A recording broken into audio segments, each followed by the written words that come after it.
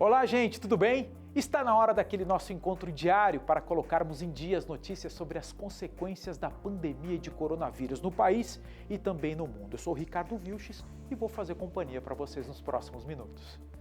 E começamos com as consequências na educação pública. Escolas e universidades ainda não definiram um novo calendário com aulas presenciais. Muitos estados ainda debatem se haverá aula com alunos e professores em sala ainda neste ano.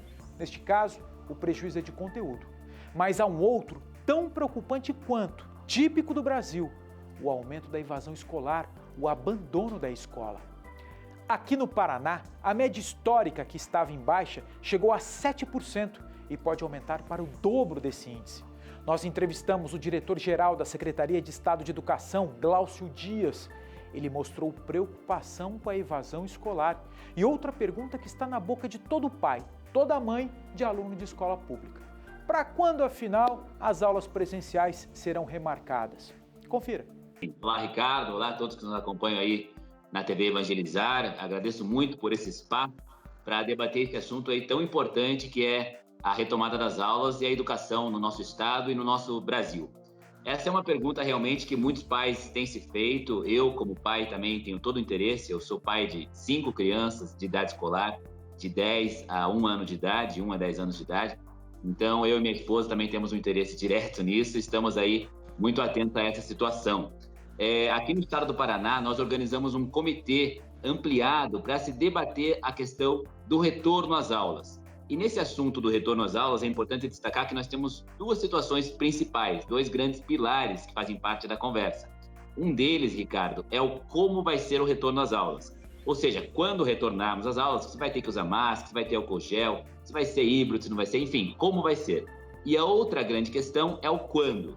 Então, esse comitê que nós criamos aqui no Estado, até a partir de uma proposição do Conselho Nacional dos Secretários de Educação aqui no nosso país, ele se debruçou sobre esse assunto do como vai se dar esse retorno. É um comitê que reuniu o Ministério Público como observador, a Assembleia Legislativa, a Casa Civil, que articulou, a grande responsável por essa articulação, a Secretaria da Casa Civil, Planejamento, Fazenda, a Educação, a Saúde, aí também as escolas particulares, o sindicato que representa os trabalhadores da educação, Conselho de Educação, enfim, um grande conselho, onde nós pudemos debater esse assunto do como vai ser o retorno às aulas.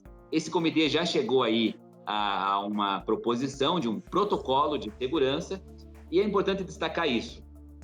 Todos nós aqui no Estado, e é o que eu tenho visto também nos estados brasileiros, os secretários de Educação, secretários de Saúde e governadores, temos um foco que é o seguinte, que é a saúde dos nossos alunos, dos nossos profissionais, né, de toda a nossa comunidade escolar.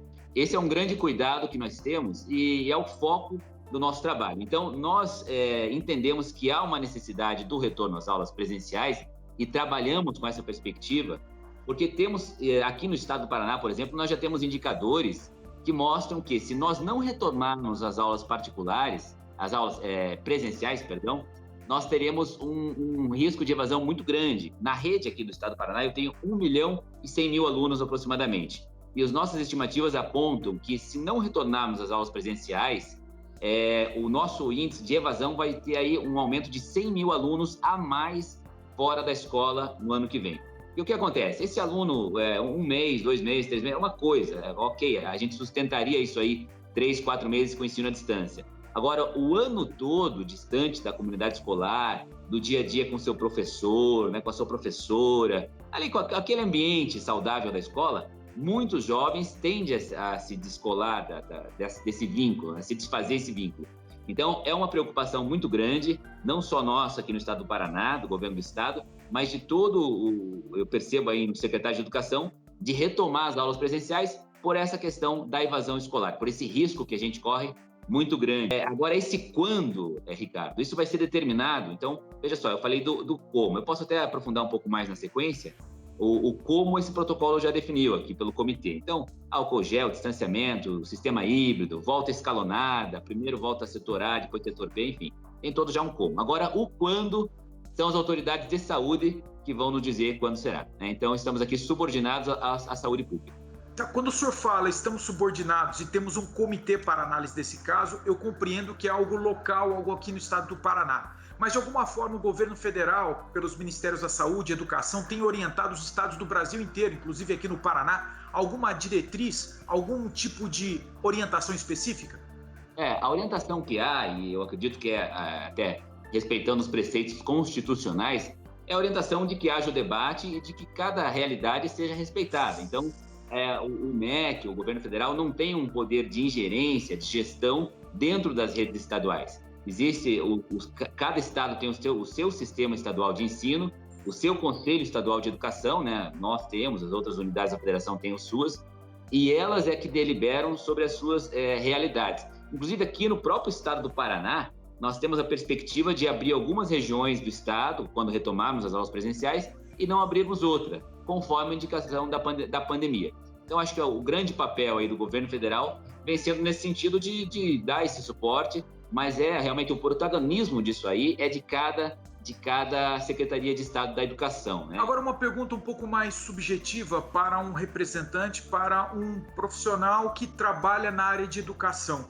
Incomoda o senhor ver o Brasil inteiro discutindo a reabertura de comércio, a reabertura de restaurantes, tratando como prioridade as praias se devem ser abertas ou fechadas, e a educação não ganhar esse mesmo destaque nesse momento? Incomoda o senhor ou o senhor acha que tudo tem um tempo?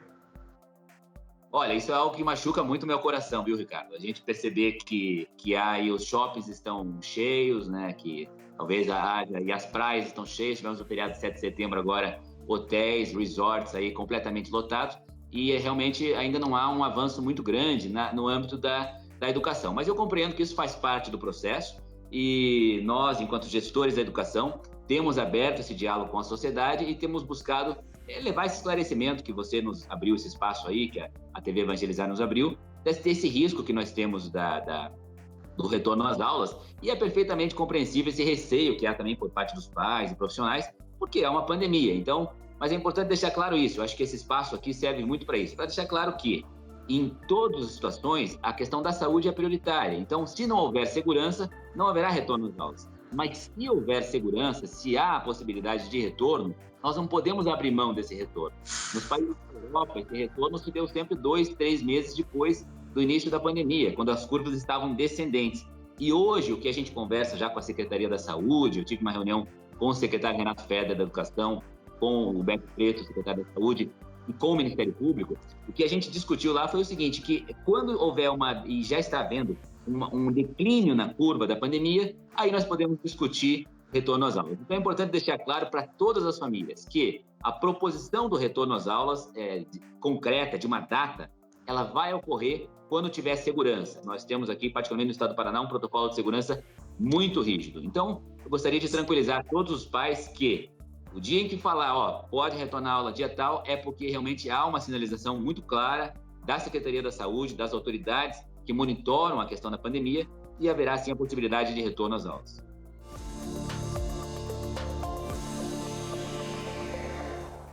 Com a estabilidade e até mesmo queda do número de doentes por Covid-19, alguns estados começam a replanejar os custos com a saúde.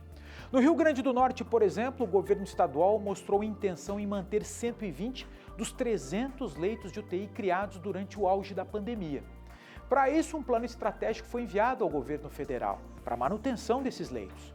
Cada um deles custa, em média, R$ 3.000 por dia. E o estado já informou que não tem dinheiro para isso. Em Minas, pelo contrário, parece que está sobrando dinheiro público. O governo do estado anunciou o fechamento do hospital de campanha aberto na região metropolitana de Belo Horizonte sem nunca ter atendido um paciente sequer. A estrutura foi montada com 768 leitos e custou R$ 5.300.000. Ainda em Minas Gerais, a Delegacia da Receita Federal em Belo Horizonte permanecerá fechada para o atendimento ao público esta semana inteira, só voltando no dia 21. É que os funcionários passaram pela testagem rápida de Covid-19 e 10 deles testaram positivo para a doença. Nesse período sem atendimento presencial, os funcionários ficarão de quarentena e o prédio, que fica no bairro Santo Agostinho, vai passar por limpeza e também desinfecção. Atenção você que prefere usar bandana ou cachecol no lugar da máscara de rosto. Os artigos de moda são os que menos ajudam na proteção da transmissão da Covid-19. Uma pesquisa comparou e aprovou a utilização de todos os tipos de máscaras comercializadas no Brasil. Até a mais simples dela, aquela feita em casa, de pano, sabe? Tem índices percentuais acima do considerado ideal de proteção. Mas as bandanas e os cachecóis não. E não devem ser usados para substituir máscaras. A pesquisa mostrou uma eficiência de apenas 40% na função de conter gotículas de saliva, as que saem durante a conversa. Em caso de espirro, o índice é o mesmo. A maior parte das gotículas saem como se não houvesse qualquer tipo de barreira entre as pessoas. A mesma pesquisa recomenda, se for para se proteger e proteger aos outros, não substitua a máscara por cachecol ou bandana. O Conselho Nacional de Política Fazendária recomendou e alguns estados vão adotar a sugestão: aceitar doações de empresas que colaborem com a segurança sanitária nas eleições municipais de novembro. São máscaras, protetores faciais, álcool gel, que serão repassados para a Justiça Eleitoral de cada estado que entrar na parceria. Aqui no Paraná, por exemplo, o governo estadual deu a contrapartida prevista e vai isentar as empresas parceiras do ICMS. O presidente do Tribunal Regional Eleitoral aqui do Paraná, o desembargador Tito Campos de Paula, destaca a importância dessa ação.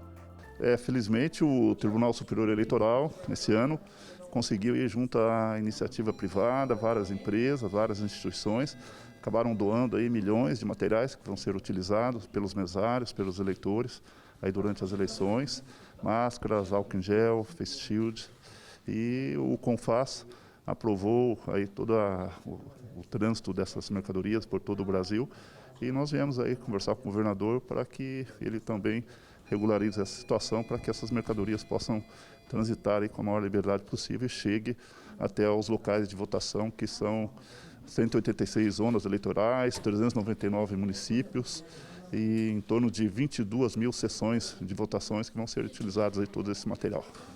Concordou sim, o CONFAS já aprovou aí essa isenção e agora o governador vai, através dos mecanismos legais, aí, rapidamente fazer então a aprovação, talvez através de um decreto, para que haja esse trânsito dessas mercadorias pelo estado do Paraná. Conversamos em linhas gerais aí, falando dessa novidade que teremos nessa eleição. Ninguém previa essa questão da pandemia, mas de todos os cuidados que estão sendo tomados, e, se necessário, o Tribunal Eleitoral tem lá toda a sua equipe e colocou também à disposição, se for preciso, a Defesa Civil, inclusive, para organizarmos. Mas está correndo tudo dentro da normalidade. Este boletim informativo encerra por aqui, mas ao longo da programação eu volto com mais informações. Tá combinado? Até a próxima!